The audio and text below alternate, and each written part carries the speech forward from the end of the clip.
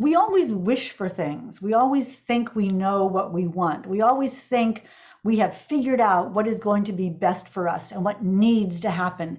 And what I wish I had known was that that may not be true, that what we wish for and what we hope for may be the worst possible thing.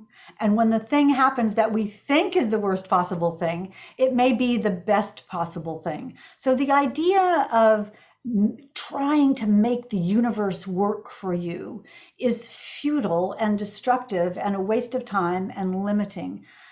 The goal, the key, is to be open and to let the world happen to you and to go through doors that have opened.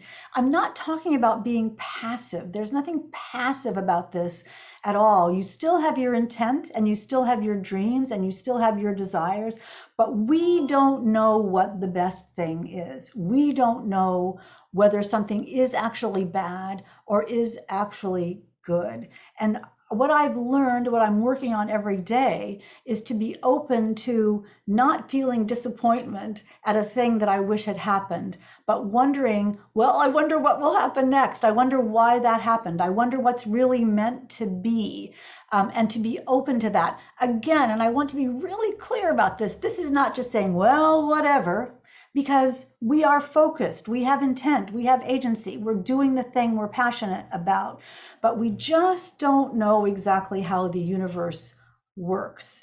And my goal is to embrace that. I wish I had known that.